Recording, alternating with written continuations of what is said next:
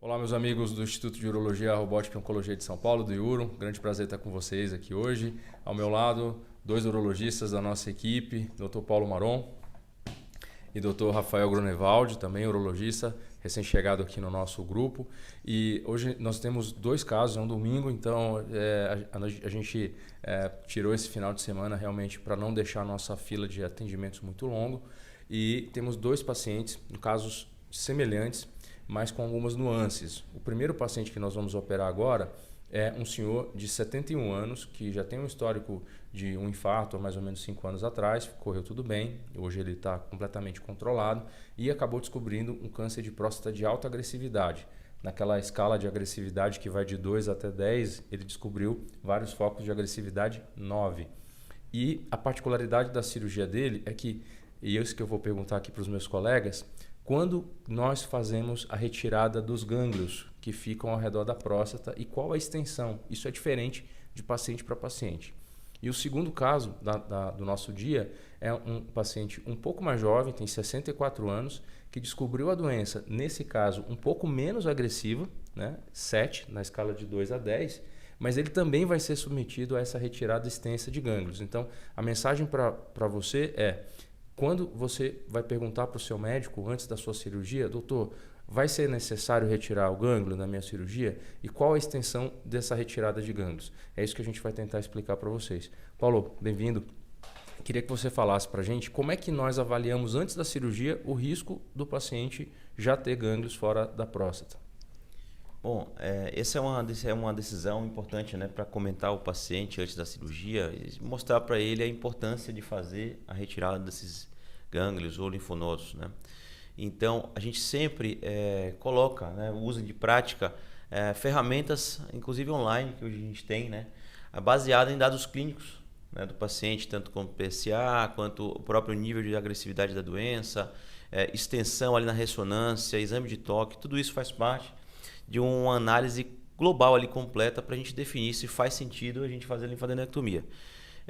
A gente chama isso de nomograma, né? Hoje cada vez mais sedimentado aí na literatura médica, e é importante falar por que, né, a gente tem que explicar ao paciente que a gente vai fazer a linfadenectomia, já que a cirurgia vai ficar um pouco maior, né? Uma cirurgia que aumenta tempo cirúrgico, aumenta uma série de potenciais riscos durante o ato operatório, né?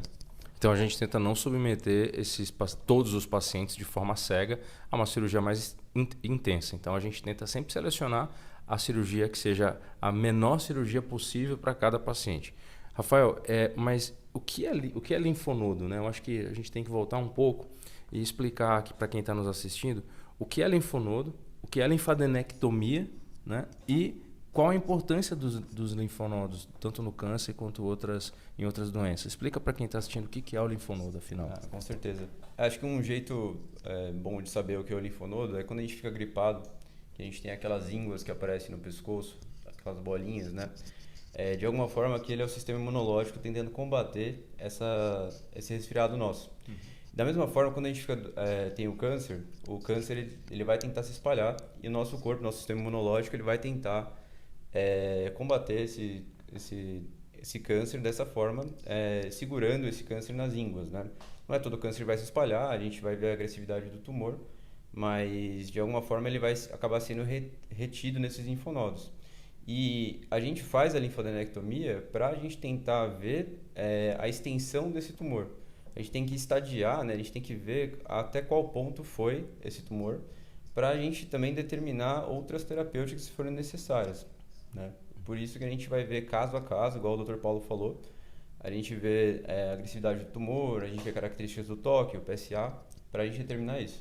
E é importante que você falou, como o linfonodo, a gente poderia dizer que é um filtro, né, que é uma barreira entre o mundo externo, os agressores e o nosso sangue. E o linfonodo também tem a função de conduzir a linfa. Então, um dos riscos da gente tirar muito linfonodo é o paciente, por exemplo, ficar com a perna inchada, que chama de linfedema, né? O linfedema, acumular líquido dentro do abdômen, tem mais risco de infecção. Portanto, é uma cirurgia muito importante, pode ajudar a curar alguns pacientes, mas ela deve ser selecionada com muito critério. E o nome é linfadenectomia. Então, essa é a mensagem aqui do vídeo para você, que nem sempre a linfadenectomia estendida é necessária. Mas quando ela é necessária? Toda vez que nós calculamos que o paciente tem mais de 5% de risco de já ter gânglios comprometidos. Nesse cenário, com essas calculadoras, inclusive eu vou colocar aqui na tela para vocês, uma dessas calculadoras do site você pode acessar.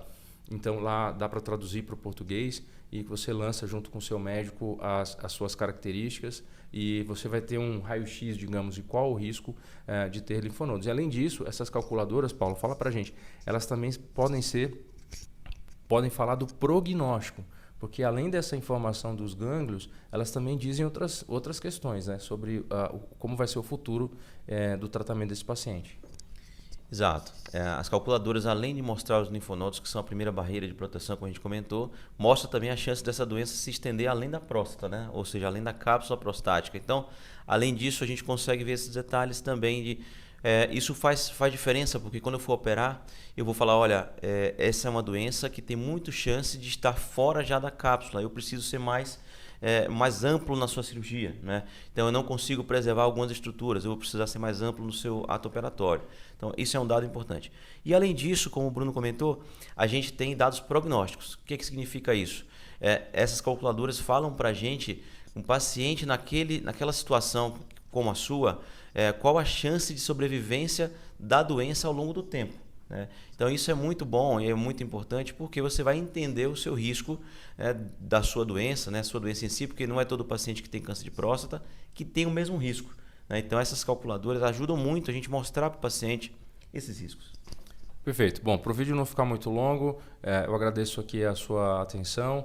Deixa suas perguntas aqui no comentário ou então acessa o nosso site www.iurooncologiatudojunto.com.br. Lá nós temos uma série de informações, inclusive os links para essas calculadoras. Vai ficar fácil aqui também na descrição do vídeo e espero que você chegue na consulta com o seu médico um pouco mais informado, entendendo um pouco mais sobre o seu tratamento. Muito obrigado pela atenção e até a próxima.